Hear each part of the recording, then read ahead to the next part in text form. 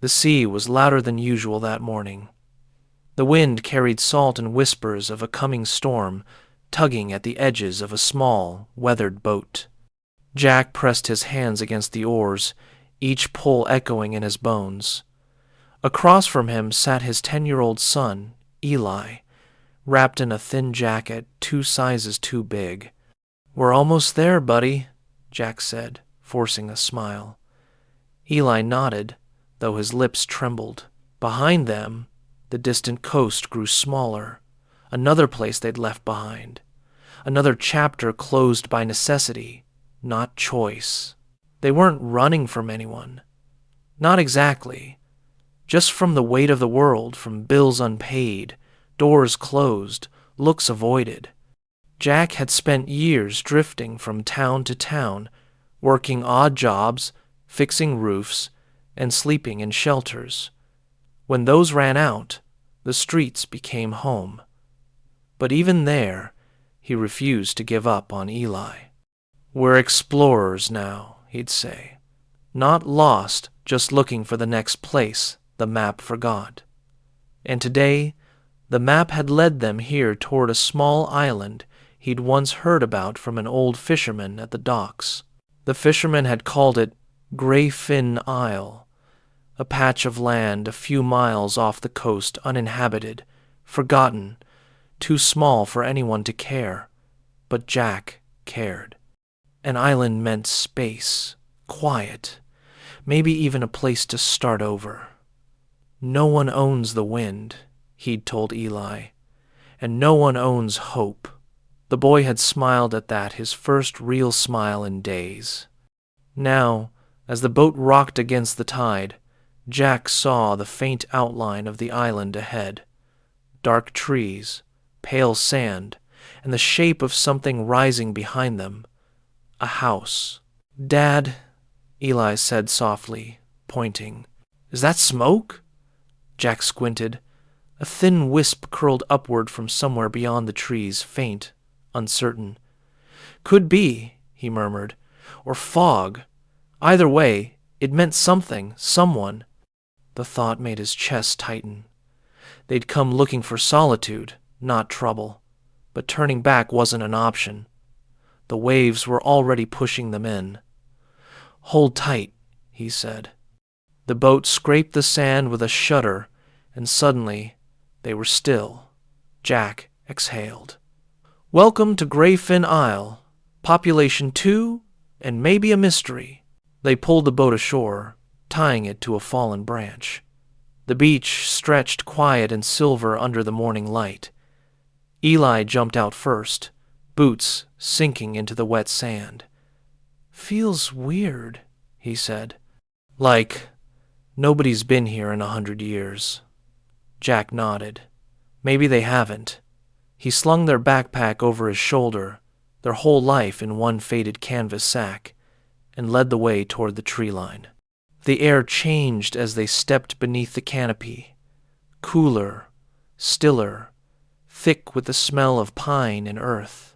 Somewhere, a gull cried lonely, distant. It didn't take long to find the path faint, overgrown, but unmistakably man-made. "Someone used to live here," Jack said. "See the stones?" Eli crouched, touching one of the moss-covered rocks that lined the trail. "It's like breadcrumbs." "Yeah," Jack replied, smiling faintly.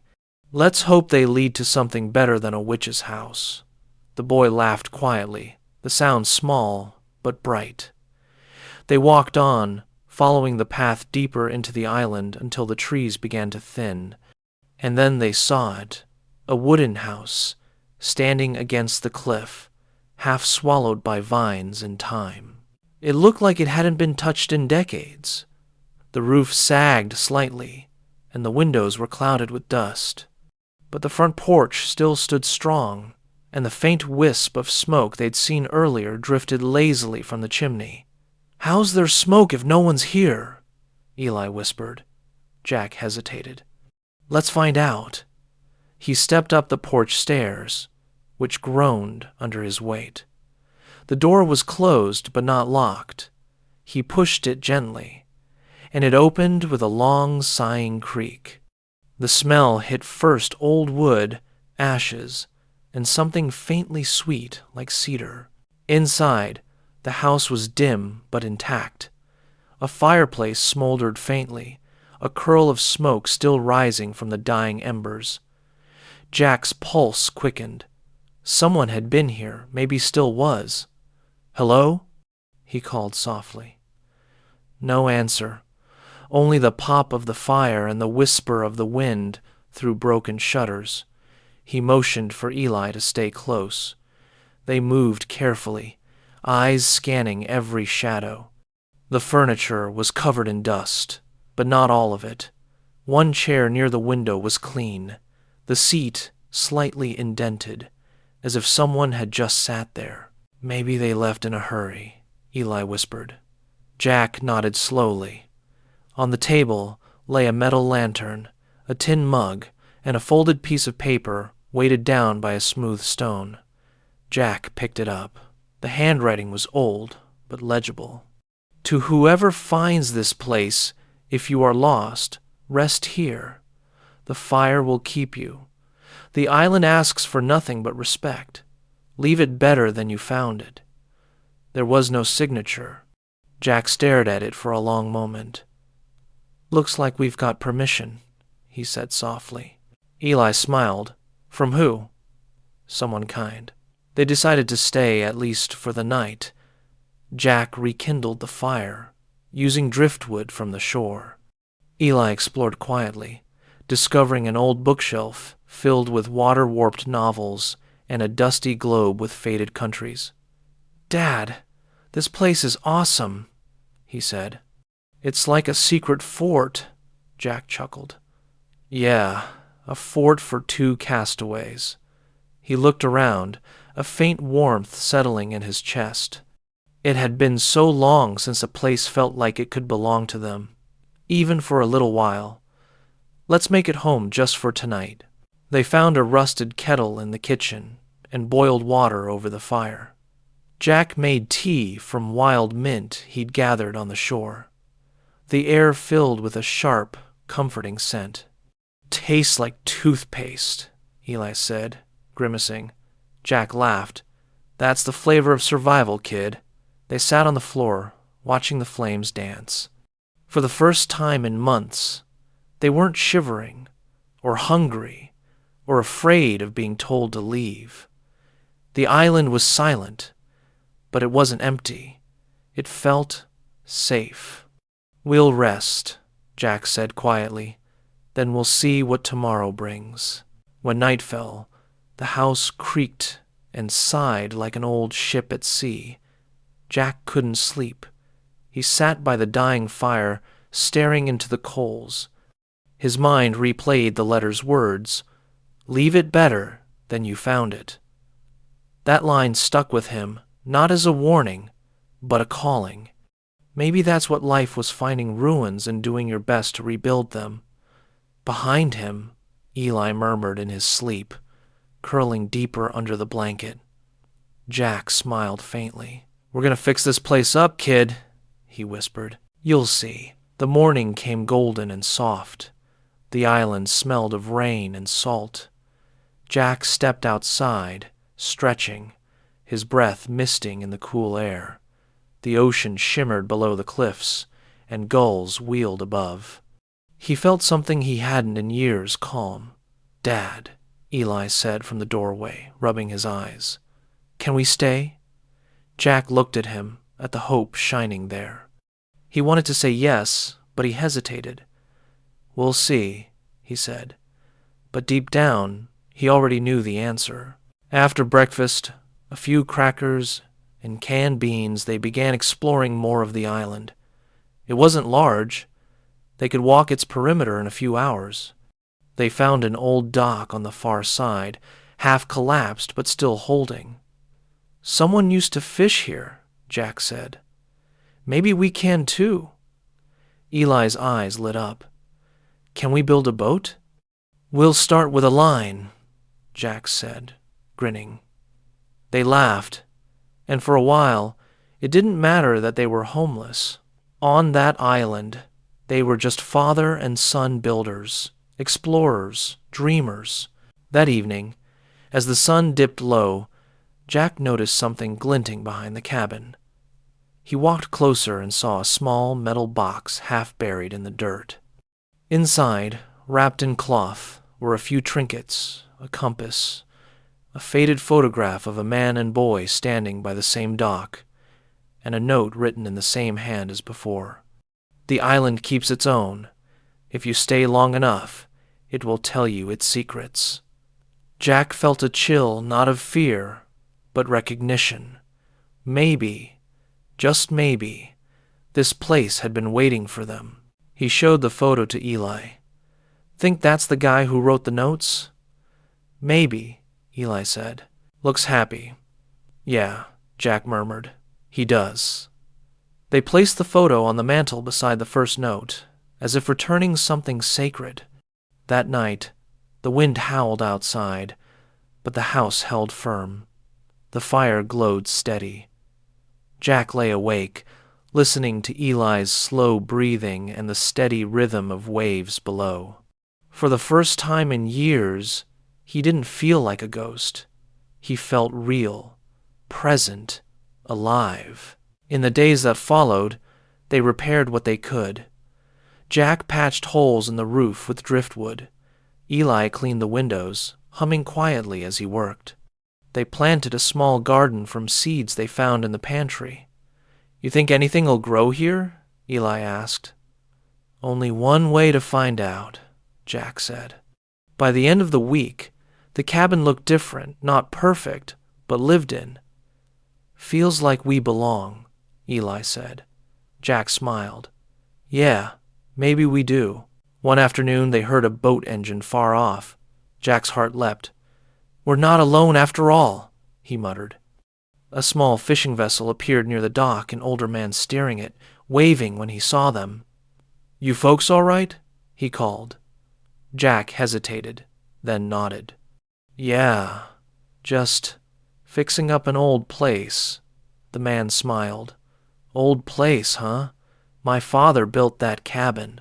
Thought it'd be gone by now. Jack's eyes widened. You're his son? That's right, the man said. Looks like you've taken good care of it. The fishermen stayed for a while, sharing food and stories. He told them his father used to let lost travelers rest on the island. Said everyone deserves one safe place in the world. Jack listened quietly, the words sinking deep. You're welcome to stay, the man said. He'd have liked that. When the boat left, Jack stood by the shore, watching it disappear. You hear that, kid? He said softly. We've got permission from the island's keeper. Eli grinned. Then we're staying forever. That night, as the fire crackled and stars filled the sky, Jack held his son close. You know, he said, sometimes the world forgets about people like us. Eli looked up. But the island didn't. Jack smiled. No, it didn't. The wind whispered through the trees, carrying the scent of the sea and something new belonging. For the first time, in a long time, they didn't feel lost. They'd found their place, and maybe, just maybe, it had been waiting for them all along. They rose with the gulls and slept with the tides. Days on Grafin Isle fell into a gentle rhythm. Jack fixed what time had bent. Eli explored the trails and brought back pockets full of surprises. A smooth red stone, a feather striped like smoke, a bottle with a message that turned out to be seaweed. Someday it'll be treasure, Jack teased. In the evenings, they read by firelight, tracing the faded lines of an old atlas they'd found on a shelf. Find us, Eli would whisper to the tiny blue circle of water around the island. We're right here. The fisherman returned with mackerel and quiet advice. Name's Walter, he said, hopping from his boat with the ease of someone born on waves. He studied the patched shingles and the tidy woodpile. My father would have smiled to see this place breathing again. Jack thanked him, then asked the question he'd been circling. "Did he write the notes?" Walter nodded. "He kept a little tin of paper and a pencil by the hearth. Said strangers come ashore carrying storms. He wanted them to find a fire first." Jack touched the mantel. "He still keeps them warm." They found another note 2 mornings later, tucked behind the loose plank under the window latch. "Water's the first teacher.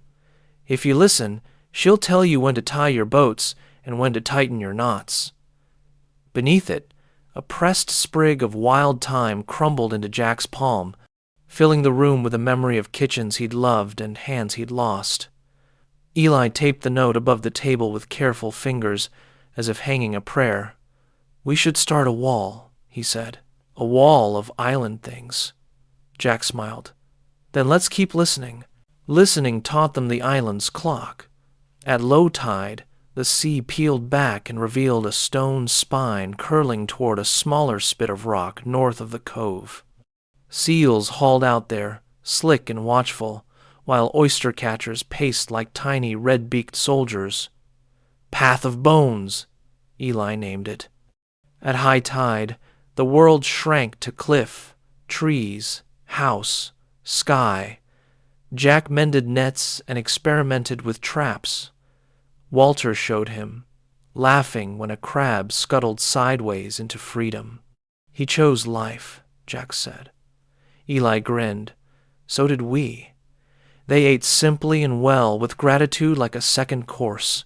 One afternoon, while clearing scrub near the cliff edge, Jack's shovel bit into something solid, not stone, not root. He knelt and brushed aside soil until a rusted hinge appeared, then a rectangle of weather-gray boards, a hatch. "Dad," Eli breathed, kneeling beside him. Together they pried it open.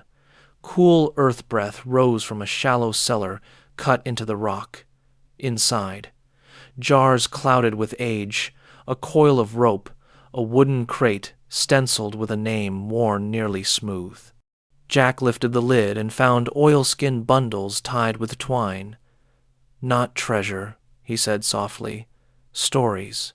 The bundles held notebooks. Simple, sturdy, their covers softened by salt and handling. Walter's father had written in a small, patient hand. Tides, weather, visitors, repairs, recipes for bait, poems that sounded like rooms learning to breathe. "The island has no locks," one entry read. "It trusts you to be who you say you are." Jack read aloud until the fire burned to coals. Eli lay with his head on his father's knee, listening as if each word hammered a nail into the floor that would hold them, even when wind pressed its heavy hands against the walls. Walter leafed through the notebooks when he next visited, smiling at ink he recognized. "He always meant it for someone to find," he said. At the bottom of the crate lay a folded map of the island, hand-drawn, edges soft with years. A tiny X sat near the western cove. "That's where he buried my mother's locket when she passed," Walter said, eyes distant. "Said the island would keep it until the right story came along." Eli traced the X with his finger, then looked up. "Maybe the right story is ours." Walter's smile was a hush. "Maybe."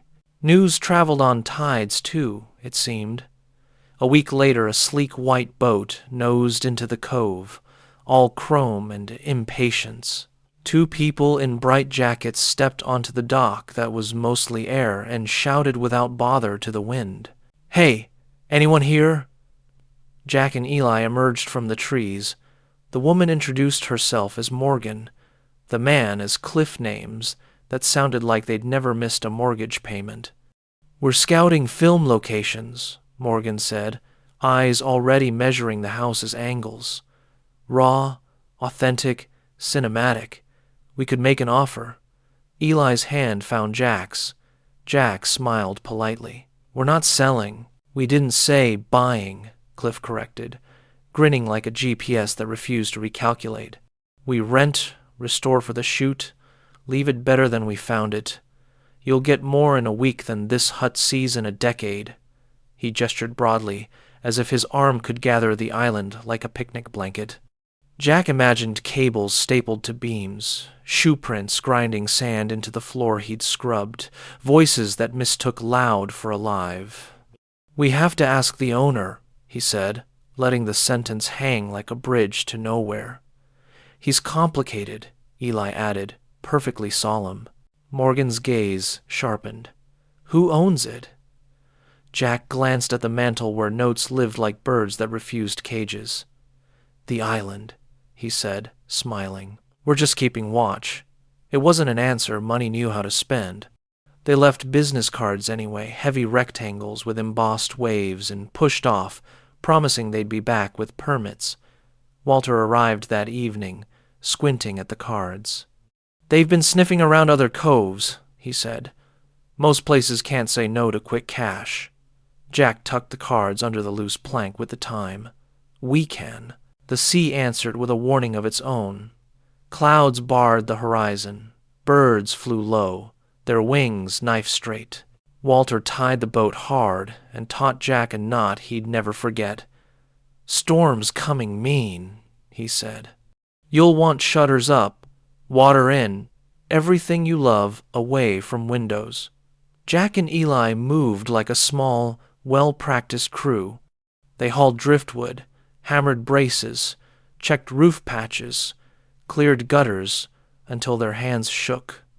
Inside, they filled jars from the rain barrel and boiled them while thunder grumbled like an old dog deciding whether to stand. "We'll hold," Jack said. They held because they'd learned to listen. When the wind came, it came all teeth, worrying the house, lifting shingles like question marks, then slamming them down into answers.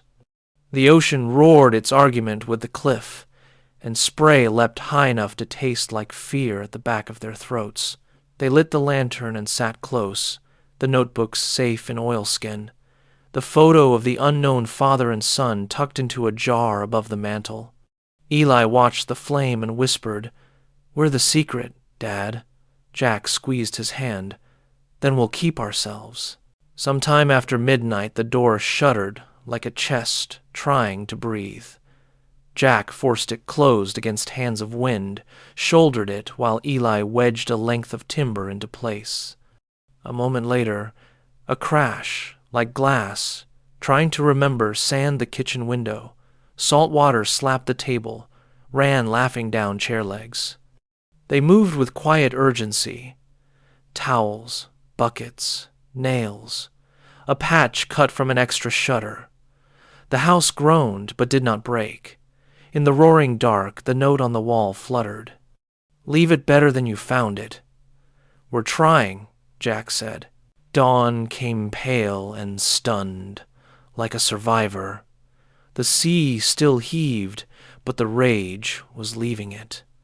Jack stepped outside into air that smelled of lightning's footprint. Shingles lay like fallen scales in the grass. The dock had become a rumor. "We can rebuild," he said softly, counting losses as a carpenter, not a man craving pity. Eli pointed toward the western cove. The path of bones was gone.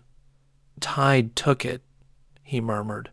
Jack shook his head. "It'll return. That's what tides do." They set to work while muscles were still warmed by fear and purpose. Walter arrived that afternoon, soaked and hooting at the sight of them upright. "Knew you'd mind the knots," he called. They triaged the island like a village. Tree limbs cleared from roof, shingles salvaged, gutters mended, fallen bird nests tucked back into branches with apologies. Together, they examined the remains of the dock. "My father never fought the sea," Walter said.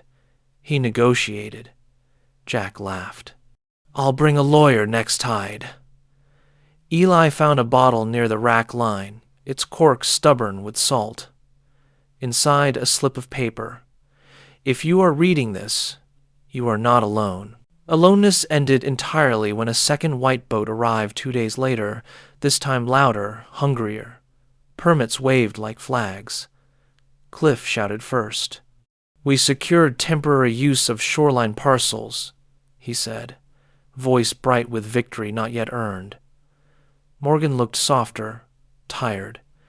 "We can help repair," she offered. "Generators, lumber, manpower." Jack's jaw worked. He looked at the roof he and Eli had stitched back together like a wound that would scar handsome, at the inside of the door where his shoulder had printed an answer to the night. "We're not a set," he said. "We're a home." They tried charm, then impatience, then threatened to escalate. That word rolled off like rain. Walter stood shoulder to shoulder with Jack while Eli held the notebooks as if they could testify. "There's no deed," Cliff argued. Walter's eyes darkened. "There's history." Morgan's gaze kept drifting to the mantel where the photo sat 3 lives that had found a single frame. "Come back tomorrow," she said finally, quiet. Cliff sputtered but followed. As their wake smudged the cove, Eli exhaled. "Do we always have to defend good things?" Jack put a hand on his head. "Only the living ones." That night, with the house dry and the kettle singing, Jack unfolded the map and found the X again. "Tomorrow," he said. "Before they return, let's go meet a promise." The tide behaved as if persuaded, dropping away to show the island's knuckles. They crossed at first light, boots leaving temporary stories in the shining sand. The western cove was quieter than the others, a cupped palm. Beneath a flat stone smoothed by years of waves, Jack's fingers found a tin locket dulled to pewter. Inside, a tiny photo of Walter's parents smiled like a kept oath. Walter cried without shame when they pressed it into his hand. "He said the island would tell me when to come back for it," he whispered. He looked at Eli. "Looks like it chose you to carry the message." Eli blushed, then, surprising himself, lifted the chain. "You should wear it," he said. Walter shook his head and fastened it around Eli's neck. "He meant for the island's new child to keep it," he said. Jack blinked away salt that didn't come from the sea. "Then we'll keep it safe," he said, "until the next right story." They were mending the last shutter when voices rose from the cove again. Film crew, clipboard, cameras like polished crows. Morgan walked ahead without her previous armor, a single sheet of paper in her hand. "We filed a claim," Cliff announced, but she cut him off. "We're withdrawing," she said, voice steady. "We saw what this is." She handed Jack the paper. It was a letter on company letterhead. A donation lumber, shingles, a new water tank, and a promise to leave Grafin Isle off their maps. Cliff sputtered alone this time. Morgan looked at Eli. "Leave it better," she said softly, as if returning a line that had found her. The wind off the water lifted the edges of everything that mattered, and the house, grateful and stubborn, held. Winter never hit Grafin Isle as hard as the mainland. The sea protected it, wrapping the island in fog and quiet warmth. Jack and Eli built their days on rhythm, repairing, gathering, learning. They sealed the roof with tar Walter brought, rebuilt the dock plank by plank, and planted herbs where the grass grew thick. Every task had meaning now. "Feels like we're keeping a promise," Jack said one morning. Eli grinned, brushing dirt from his hands. "A promise to the island?" Jack looked out at the calm sea, "To whoever believed in us before we got here." Walter visited every week. Sometimes he brought supplies, sometimes just stories about the lighthouse, long gone, about his father who built the cabin from driftwood and faith. "He said every storm teaches you its own alphabet," Walter told them once, eyes twinkling. "You just have to learn to read it." Jack listened like a student again. "Then I guess we're still learning," he said. Eli looked up from his drawing of the cabin. "Can I write it down, Mr. Walter?" "Better," Walter smiled. "Live it down. That way, it can't be erased." As weeks passed, the island became more than a shelter. It became theirs. Eli painted the shutters blue. Jack carved a sign from driftwood. Grayfin Cabin, a place to begin again. They hung it by the door, where the morning light always caught it first. The sea had stopped feeling like a border and started feeling like a guardian. "You think we'll ever leave?" Eli asked one evening. Jack looked at the horizon. "Maybe someday, but only when we've made it ready for whoever comes next." The boy nodded, satisfied. "Like the man before us." "Exactly." Spring crept across the water in whispers softer waves. New birdsong, 1,000 shades of green returning to the trees. The island bloomed again. Jack noticed it in small things. Flowers pushing through cracks in the dock, grass reclaiming footprints. "She's healing," he murmured. "So are we," Eli said.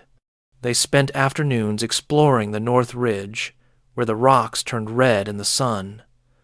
One day, they found a carved heart in the bark of an old cedar. M+H, 1,959. Eli traced it gently. "Guess people always loved here." Jack smiled. "Now we're part of that story." Not all visitors came by boat. Sometimes letters found their way instead from people who'd heard about the father and son who fixed the forgotten island. One envelope arrived from a schoolteacher who'd lost her home in a storm. Another from a soldier searching for peace. "They think we're heroes," Eli said, eyes wide. Jack shook his head. "We just stayed when others left." He placed the letters in a box beside the old journals. "Still," Eli said, "it means something." Jack smiled. "Maybe hope's contagious, the good kind." They began to collect things not for themselves, but for those who might come someday.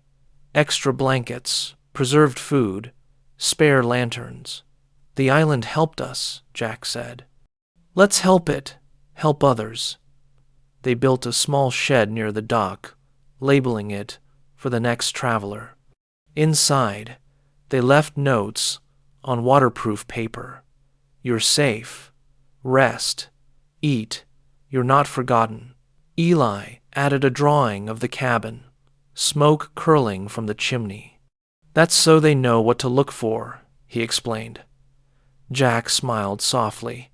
"Good thinking, Captain." On calm nights, they'd sit by the fire, reading aloud from the notebooks of the man who'd come before them. His handwriting had faded, but the heart behind it hadn't. "Houses need laughter more than paint," one line said. "Laughter keeps the boards from warping." Eli giggled. "That's true. The roof creaks when we don't tell jokes." Jack chuckled. "Then I guess we'd better keep it laughing." They made it a ritual, a joke, or story before bed, just to keep the island smiling in its sleep. By summer, the cabin looked almost new. The roof gleamed, the garden thrived, and the air smelled of mint and salt. Walter helped them add a small water tank near the hill. "You're making this place a home again," he said proudly. "Maybe even better than before." Jack shook his head. "We're just caretakers." Walter looked at Eli, who was chasing gulls along the sand. "Caretakers are what the world needs most," he said. "Not owners. People who fix things without wanting to keep them." Jack nodded. "Then I guess we're exactly where we belong." That night, under the soft hum of crickets, Jack found a new note in the same handwriting as the old ones. It hadn't been there before. Maybe the wind, maybe fate. It read, "If you found this, the island chose you. When you leave, it will find another. That's how it stays alive." Jack ran his thumb across the ink, faded but strong. "So we weren't just lucky," he said quietly. Eli looked up from his sketchbook. "We were meant to." Jack smiled. "Maybe all lost things are meant to be found." Then came the letter from the mainland, a government envelope, neat and official, stamped with blue ink. It said the land had been marked for private development, a resort proposal, maps attached. "They'll never understand," Jack muttered, folding it. "To them, it's just coordinates." Walter read it twice and set his jaw. "We can talk to the town council. They listen to stories better than statistics." Eli's eyes filled. "They can't take it, Dad." Jack squeezed his shoulder. "We'll fight with words, not fists. The islands taught us that." A week later, they sailed to the mainland. Jack hadn't been in a town for months. The noise felt like static after silence. They spoke before a small meeting hall. Jack trembling, Eli holding the photograph of the cabin. "It isn't about property," Jack said. "It's about sanctuary. It's about places that heal people when nothing else can." His voice steadied as he spoke. "We were lost. The island gave us a way to live again. Let it keep doing that." When they finished, the room was quiet, not with dismissal, but with thought. They didn't know if it would work. Bureaucracies were like tides, slow to change and hard to trust. But a week later, a letter arrived, addressed to the caretakers of Grayfin Isle. Inside, a short message. "Proposal withdrawn. Site designated for environmental protection and historical preservation." Jack read it twice, then handed it to Eli. "You mean we saved it?" the boy whispered. Jack smiled through tears. "Looks like it saved us, too." They ran to the shore, shouting into the wind, laughter tumbling across the waves like gulls too happy to land. The following months felt different, lighter, as if the island itself was breathing easier. They kept working, but not out of need, out of love. Jack carved benches along the trail. Eli built birdhouses from driftwood. Visitors came now and then, families, travelers, even students who'd heard their story. "Can we camp here?" they'd ask. Jack always said yes, with one rule: leave it better than you found it. Some did, fixing a loose hinge, painting a wall, planting a flower. Slowly, the island became a mosaic of kindness. One morning, as the sun rose gold across the water, Jack found Eli sitting on the porch steps, sketchbook open. "What are you drawing?" "Us," Eli said. "And the next people who'll live here someday." Jack looked closer, a simple picture of the cabin, 2 figures waving from the doorway, a boat arriving at shore. "You think we'll leave?" "Not yet," Eli said. "But someday, when it's ready." Jack smiled. "That's what your mom used to say about gardens. You don't pick the fruit too soon." The boy nodded, eyes shining. "Then we'll wait." Autumn came, crisp and bright. The trees blazed gold along the cliffs. Jack and Eli built a small dock light using scraps and a solar panel Walter had given them. "So travelers can see the way," Eli said proudly. Jack smiled. "Just like your dog used to lead us." The boy laughed softly. "Rasty the lighthouse." Every night the small lamp glowed like a heartbeat against the dark. From the sea, sailors began calling it the Harper Light. "Sounds official," Walter teased. "Not bad for 2 castaways," Jack grinned. "Guess we've been promoted." One evening, a storm rolled in, smaller than before, but enough to rattle the windows. Jack stood by the fire, watching sparks drift up the chimney. Eli curled on the couch, half asleep. "Do you ever miss the world out there?" the boy murmured. Jack thought about it, the noise, the rush, the things he'd lost. "Sometimes," he admitted. "But I think we found the part of it that matters most." Eli's eyes closed, a soft smile on his face. "You mean each other?" Jack brushed his hair gently. "Exactly that." After the storm, a rainbow arched over the sea, so wide and close it seemed to land right on the roof. Eli laughed and ran outside barefoot, shouting, It ends here, Dad. We're the treasure. Jack stepped into the rainlight, feeling the warmth in his chest bloom. I think you're right, he said. They stood together, soaked, laughing until their sides hurt. The island shimmered around them, alive and kind. For the first time, Jack didn't think of leaving, only of staying, long enough to thank it properly. Years later, Grafin Isle still breathed with life. The cabin stood proud, the garden wild but thriving. Visitors came less often, now the sea kept its secrets, but those who did always left something behind. A note, a shell, a story. Inside, the walls were covered with words. Thank you. Hope lives here. You saved us. And one, written in a child's hand, said simply, We found it too. Jack smiled every time he read it. That's all we ever wanted, he said, for someone else to find it. When Jack grew old, his hair silver like sea foam, Eli took over the repairs. He'd hum the same tune Jack once did while patching roofs or boiling tea. The island was quiet, but never lonely. On clear nights, Eli would light the lantern on the dock and whisper, For anyone out there still searching. Sometimes he thought he heard a faint voice in return, not words. Just warmth carried by the wind through the trees. The island was still keeping its promise, always a home for the lost and found. And so it was that two wanderers, a father and his son, turned an abandoned island into something eternal, not through wealth or fame, but through care, through love. The cabin still stands by the cliffs, its windows glowing at dusk like open arms.